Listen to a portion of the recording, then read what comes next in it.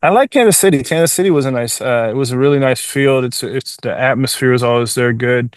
Yankee Stadium is it's awesome, unbelievable. Yeah, Boston yeah. Fenway Park. Fenway Park might have been one of my favorite now that I think about it. Fenway was the history there. You know what I mean? Walking in behind the Green Monster, seeing all the signatures. It's a real moment.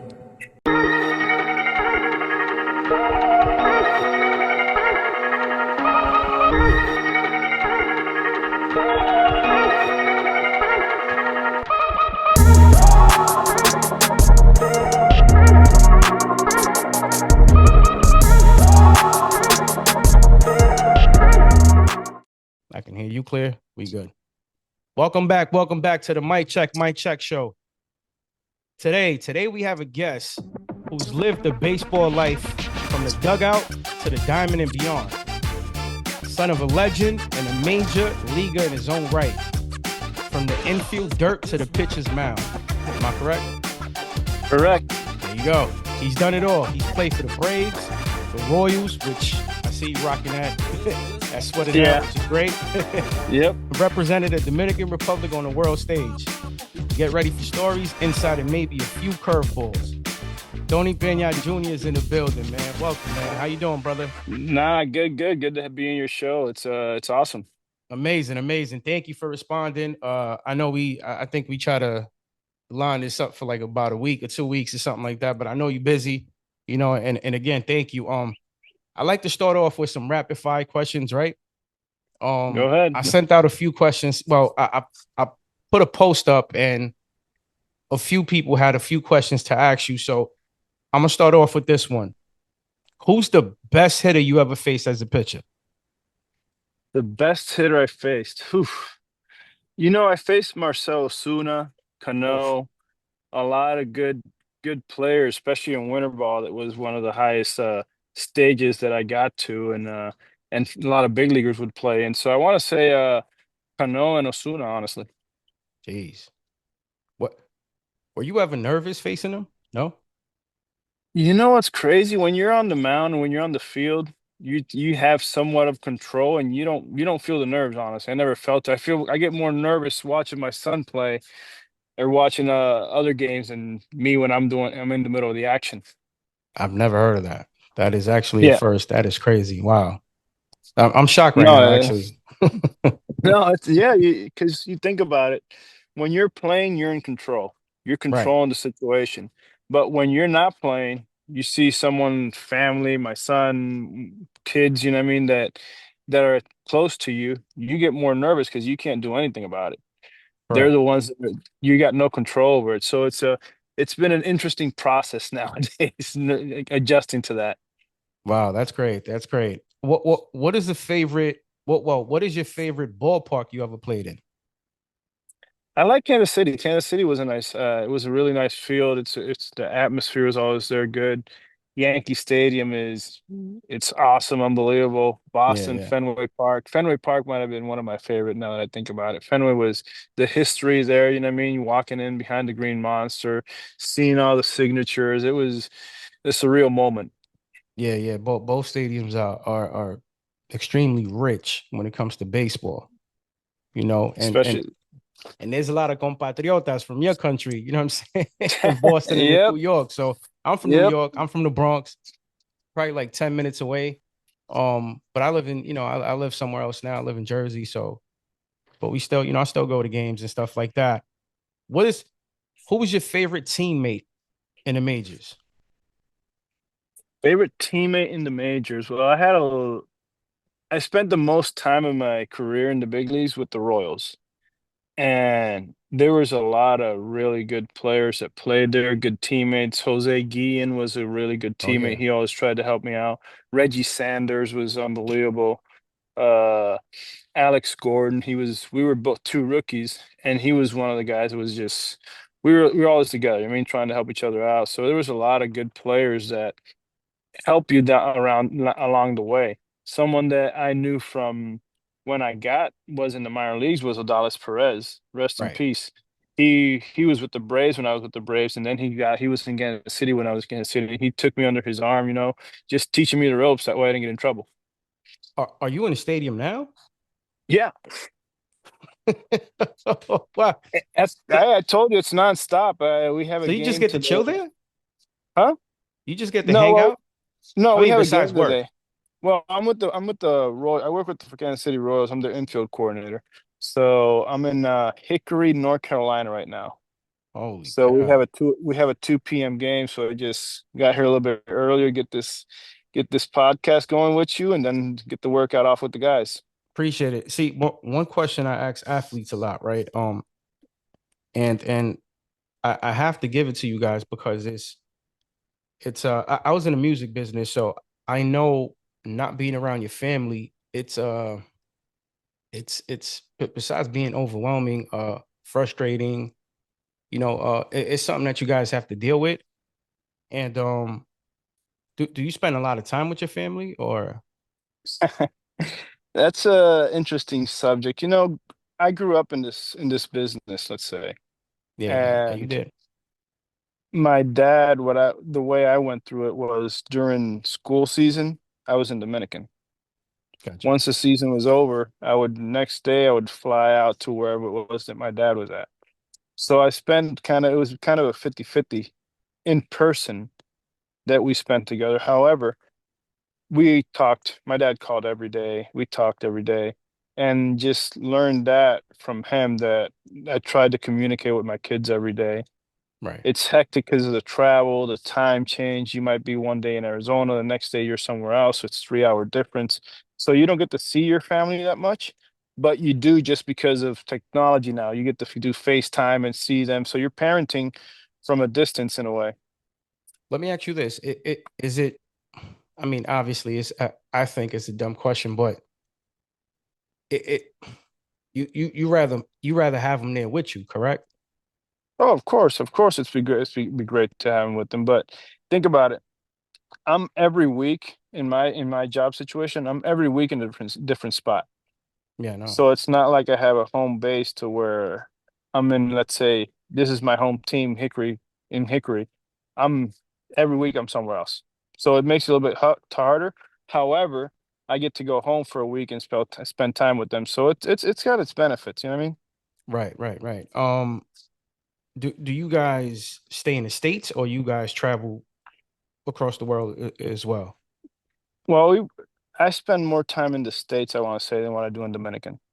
Gotcha. So, but however, my family, they're always back and forth. So we try to make it to where we're always finding a way to be together. Like the last two months or 3 months, my son was traveling around with me because I was getting ready to drop him off in college. So he was traveling with me, working out with me, just trying to get the last time that we could spend together before he starts this new part of his life, of his journey.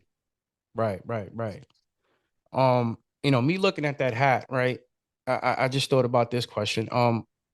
One word to describe KC fans. Family. It's a family environment to where it goes from top to bottom. Like you see how you care about a family. That's the way this organization is. It cares about the players, the coaches, the staff, the fans, number one, to where we try to do whatever it is whenever the fans go out there, they're having a good experience. You got a kid like Bobby Witt Jr., who's one of the most talented players and humble like he is, Salvador Perez, Michael Garcia. Those are guys that they're homegrown. You think about our organization, I think it might be 60%, 70% homegrown players. So it means a lot to have that amount of players in the big leagues that the organization molded from day one. That's great. That's amazing. I have one more, right? Uh, shortstop or pitcher? Oof, that's a toss up. They're Both positions are unbelievably fun. Pitching, nothing starts until you throw the ball. Well, now with pitch clock, you got to hurry up. But Yeah. but and short, it's I don't know. I like pitching just because you get time off to prepare for your next outing if you're a starting pitcher. Where shortstop, you're on it every day, so it's more there's more stuff going on in short. Okay, so you have to be more attentive. Yes, because every pitch you got to be ready. Right. Pitching, you might be starting that day, you're done. You got 5 more days to go, 4 more days to your next outing. Correct. If Correct. you're a starter. Now, when you're relieving it, it's even better because you're active every day. So that's why I did both of them. So I started relieving, and I actually like starting more just because you have time to prepare for your next outing. Relieving, you might pitch today, have a bad day. The good thing is you might be up there the next day. So they all have their different uh Pros and cons. pros and cons, honestly. Can I call you T or Tony? Yeah, yeah, of Okay. course. All right, Tony. So growing up as the son of, wow, I mean, uh, as well as a Latino, obviously I knew who your father was, right? Because he definitely represented 1000%. But growing up as this kid, right? But what did you learn early about the game that most players don't figure out until later? Something that I learned is the dedication that you have to play this game. Right. There's no time off. It's your life is always going to be fast, quick because your routine, you got to be so routine oriented and really love the game to play it, to have a chance because you're sacrificing family time, graduations, friends getting married, vacations, summers. You're sacrificing a lot of things. Yeah. And for you to sacrifice all that, you got to truly love the game, number one, to be able to have some type of success in it. So just being Birthdays. able to Yeah. birthdays, all that, kids' birthdays, families, it's especially in the minor leagues. In the big leagues, you might be able to fly your family out. But in the minor leagues, you're not making that much money. It's hard. Right. But Right. if you love the game, it's gonna be able to push you through those things just because of the passion that you have for it. Yeah, it'll be worth it in the long Yes, run. sir. Absolutely. Yes, sir. That's the main thing. You started off as a shortstop, right? And Correct. and then made, which I think we all thought a rare switch, you know, Yeah. to pitching in the majors. What was that transition like, mentally and physically? Well, it all started because I wasn't having a good year offensively, and I hurt my hammock bone and I broke it. So when I came back, I wasn't confident when I was hitting. I was struggling. It still nagged me a little bit, and I just wasn't performing. So when got brought up to me, I was like, "Nah, I'm not. I think I'm gonna be okay. I just need to get back to the off season and get stuff together, figured out." But what ended up happening was I started pitching for the last second half of the season. Mm-hmm. At the end of the year, I had more teams interested in me as a pitcher than as a shortstop. Wow. So I was like, damn, I played in the big leagues for 2 years. I was a good defender. I struggled a little bit hitting, but I still had value from a defensive standpoint. And more teams interested in me as a pitcher. So I was like, okay, if they got to be seeing something, and ended up going that direction. What's funny is I signed with the Giants that year. So I started off in double A. I did well in spring training, pitched well in double A, went to Fresno and started pitching my first outing. It was just horrible. I remember it was just bad. The starting pitcher got tossed, and here I come in to pitch. Long story short, I sucked that day. Then I start pitching. Everything started going okay. We play against the national team, and the pitchers used to hit, so I hit Right. and got a triple. It did well hit when I hit, and next thing you know, Renneria and Uribe get hurt in the big leagues with the Giants, and the kid they had, Brandon Crawford, just gotten hurt in Double A. So I was playing short. They asked me if I could still play short in Triple A. So I was playing short and pitching at the same time. doing both position. It was a really nice experience. It was a cool experience. I would be in the bullpen. Hey, Pena, get hot. You're coming in to play defense. So it was pretty fun. They're unique. It's Yeah. very unique. Playing for Dominican Republic, right? What did representing your country meant to you? What did it mean to you? No, I mean everything. I saw my dad play year after year after year after year, and at a position like catching that has it's so demanding, and he never said no to playing Dominican, and he always taught us to play in Dominican because the only way you can get better and continue to learn is by playing the game. So it's something that we always took to heart, playing winter ball, and to be able to represent your country in one of those events was just surreal, you know what I mean? Because he always did the same thing. It was just an honor to be able to do stuff similar like your dad do, and especially represent your country. Absolutely. What part of D are you from, Tony? Santiago. Okay. Yep. Okay. I've been there before. It's beautiful. Yeah. Yeah, it is nice. Well, I'm Ecuadorian. Well, my parents are. I was born here, but Hmm. I'm Ecuadorian. But I've been, I have family members that are half Dominican. So, you know, Oh, uh, cool. I've been there. Yeah, I've been there. I love it. I love y'all culture, y'all food, especially is ridiculous. Oh my God. Oh yeah. Crazy. Tell What? me about it. Sancocho, Uh-huh. what? Oh my, especially when it's like homemade, Yeah. not the stuff that you Yeah. buy at the restaurant. Yeah. I A know it's whole good. different ball game. Whenever I go back home, I'm always get gain so much weight with my mom cooking and all that. So it's like, man, I gotta control myself. Who's the who was the toughest pitcher you ever had to face when you were still hitting? Oof. I remember facing Come on, let's give him Mariano. credit, Tony. No, every pitcher was hard for me. But I remember facing Mariano Rivera, Mhm. and he throws me a cutter. It starts at my hip, and I jump out of the way like it's gonna hit me. And next thing you know, it's right back over the middle of the plate. I was like, oh man, this is good luck. Nasty cutter.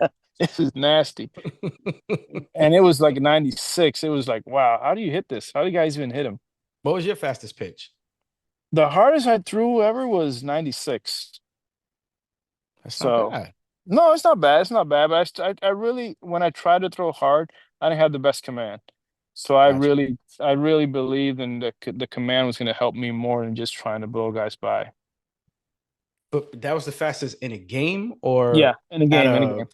No, in a game, in a game. okay. Because Yeah. I know see my fastest was my fastest was like 70 something, which is horrible, but I wasn't a pitcher. I was actually a left fielder. Yeah. Well, So, but I it's try throwing, everyone's different. Everyone's got a different path to everything. So, I love baseball, man. Baseball, especially in the 90s, man. Oh God. Listen, you had Tino, Paul O'Neill. Obviously, I was a Yankee fan. uh-huh. Bernie Williams, like it was Yeah, just those Wade teams were just Boggs, loaded. Yeah, those you teams know, were loaded. amazing. I actually hit up Tino and he responded and we're sitting down. So shout out to Tino, man. Shout out Oh, to that's you guys awesome. again. You guys are great, man. Every athlete I speak to, for some reason, God just lines you guys up to be, I guess, to in my path to just just be cool, man. Like I haven't met not one athlete that was an a-hole. You know what I'm None. saying? Like everyone's cool, because you hear stories like, oh, LeBron is this, whoever's this way. But so far, my interactions with you guys have been exactly what we're doing now. You hanging out at the at the stadium, we're Uh-huh. having a dope conversation, and that's that, and I love it. And again, I thank you for it. And one thing I do want to say, Tony, is this is what I tell every guest, right? And this is why I am so cool with every single guest. We keep in touch with every single guest. And I say, I don't know if you see that back there. Well, obviously you can because it's slid up. Of You know, course. I was a horrible person, and let's just leave it that way because my wife hates when I say and I go too deep into the story. But even though I do go into it every single episode, but I promised her that I was gonna stay shut, and that's that. but he changed my life, right? 2 years ago. And you know, this is what I tell every single athlete that I come across that, and I'm gonna say it in Spanish for my Spanish listeners, right? Lo que más me importa a mí es un friendship, una relación, con el athlete. Like, yes, the podcast is great, and we get to talk, we get to laugh, vibe and have a great time, whether it's 30 to 2 hours, because I've had 3 hour convos. It's cool. But look, más me importa a mí is a friendship, right? To see how you doing, to see if, how's the family, blah, blah, blah, because it and I'm gonna reroute real quick because and I'm gonna say something about mental health. There's folks that I've known, right, that I know personally and that I knew personally that I'm sure if I would have reached out, they would have never either, unalived themselves or, stuff like that. And I'm sure Yeah. that reaching out to them and say, hey, Tony, what's up, man? What's going on? How you doing, brother? Everything's good. You might be going through something in your marriage or XYZ, right? Yeah. But that one conversation, that one phone call would, change the whole dynamic, right? So a mí lo que más me importa eso, and that's that. And I'm sure my listeners is gonna come at me because I'm always saying that. And they like the fact that I bring Jesus Christ into every single conversation and what he did for me. And yeah, um, you've been around baseball your whole life, right? So how has the game changed the most since you first came up? Well, first of all, I give you props for speaking of what you were speaking about, how much and how important Jesus is in all of our lives. He's the number one. He's the number one thing that we got to have in mind, and it's awesome that he touched you and has changed your life in whatever ways it has been. I'm a firm believer in Jesus and continue to try to search to and have that relationship with him. Try to teach my kids to have the same type of relationship with him. But at the end, he's the one that does everything for us. He's the one that knows Amen. where we're going and has an idea what's best for us and what's not. So that being said, that's awesome that uh we care about the people, you know what I mean, and just try to continue to grow the message of how Jesus has impacted our lives. Now, talking about the game, no, the game's changed now just with the new rules, the pitch clock, the disengagements. But I feel like the game all is always evolving. You know what I mean? It's always every 4 years there's something new that's going on, but after those 4 or 5 years, it starts to get to something was going on in the past. So it's good to see the more stolen bases, more athletic players, more athletic plays being going on, and the pitchers are throwing hard as hell. So it's the game's going in a good direction right now. Yeah, yeah, yeah. I've seen it. I forgot his name, but he threw like 103, and I'm like, Oh, wow, yeah, Mason Miller probably. yeah, it's amazing. Like how Yeah, can you even hit that? I know it's crazy, huh? Like I mean, even your speed, 96, 95, is pretty fast. So imagínate 103, 106. I've seen 105. It's like It's it's too it's crazy. fast. It's unbelievable. It's unbelievable how hard some of these guys are throwing nowadays.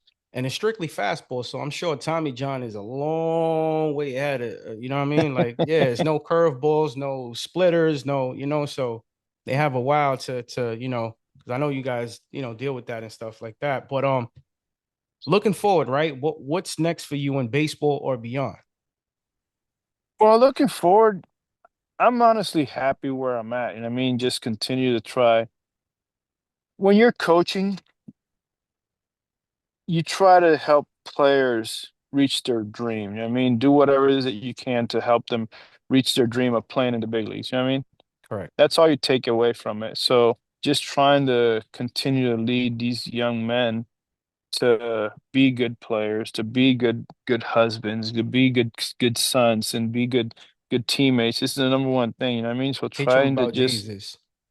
believe that, just all those things is that we have as a goal trying to lead these young kids.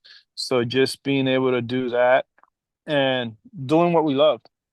I'm at a field at 10 o'clock in the morning, 11 o'clock, and it's my happy place. I can see It's it. it, it's the place that I love being and just love being able to help the players just fulfill their dream, hopefully. I can see it. I can see the smile on your face, man. It's like from ear to ear, you know? Uh-huh. It's Yep. amazing. I love it. You know, I love it. I love it. Would you like your kids to play baseball? Well, my son actually plays. He's going to junior college right now. I dropped him off last week, so I never pushed him. I wasn't gonna to try and make him do something just because I wanted him to play baseball. No, he started playing like at 14, 15 because he didn't like baseball.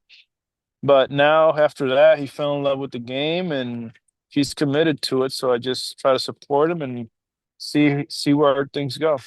And what's great to have an ex MLB player slash coach slash I don't know his position, but pitcher, shortstop, like dude, like he's blessed, brother. Like what like que más tú puedes what more can you ask for? Like he's super blessed, you know, just like yourself. You had Mr. Tony Peña himself. You know, a lot of people, yeah, he's that. For some reason, your dad was underrated, and I'm like, why? You know what I'm saying? Like he did so much for the sport. Yeah. No, You know, yeah, go ahead. I'm yeah, sorry. yeah. You know, kids, when you're a kid and it's your dad, you don't really realize like what you have going around you, especially at younger ages. It's when you get older, like me, I'll be like, oh man, I was in a clubhouse with Manny Ramirez, Albert Bell, Roger Clemens, Barry Bonds, and it was crazy. But when you're a kid, you don't pay attention to that. You're just hanging out with dad. So now is that you're like, wow, I was with those superstars, great players. Yeah, like I'm telling you, man, your kid is blessed, and God bless you and your family, Tony, for real. And Thank I you, did thank you, not thank you, Mike. know you were a believer, and I want to leave on. I have two more questions for you, if that's okay.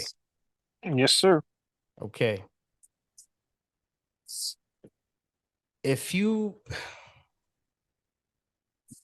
if you had to do it all over again, would you change anything? No, I wouldn't change anything, honestly, just because God has a purpose with you. And whatever struggle you went through in the past, whatever hard times you went through in the past is just to make you a better person, to build up your character, or whatever it is. A lot of people told me, oh, you shouldn't have pitched, you should have stayed at shortstop because you're a really good defender, this and this and that. But however, you look back at it, how many people can say that they pitched and played shortstop? I can help any kid in the field as a pitcher, as a shortstop, because I've been through it. You know what I mean? So it's something that I wouldn't change anything, honestly, just because all your experiences that you go through in life, those are the ones that make you the person that you are and grow you the way you are. And this is, I think, the most important question out of the whole interview. Who is Jesus Christ to you? Oh, he's everything. He's my savior. I try to have a relationship with him and I need to do a better job in it. But the main thing is like I don't know what really I'm Christian, Same here. but for me, it's just one Jesus, one God. That I could go to a Christian church, I can go to a Catholic church, doesn't matter to me. I feel like I'm gonna get the same message just because I believe in God.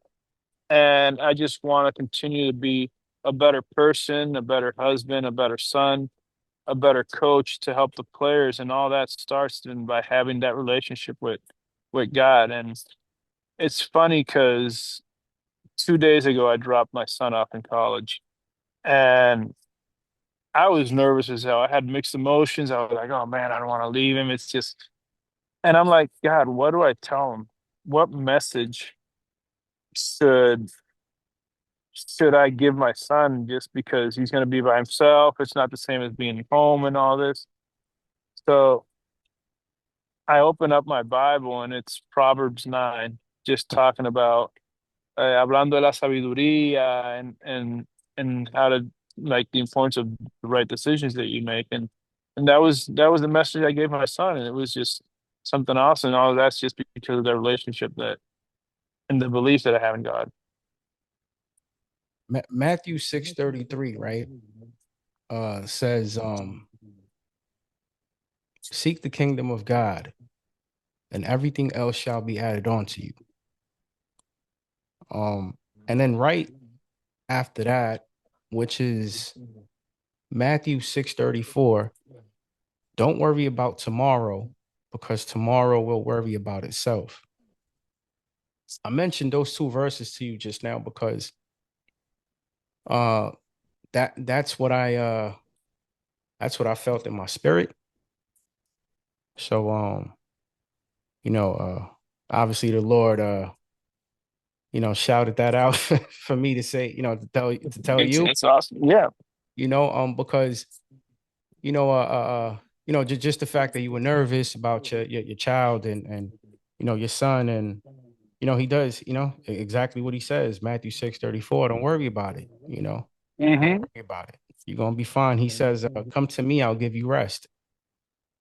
If you're anxious, stressed, worried, right? He says, come to me, I will give you rest.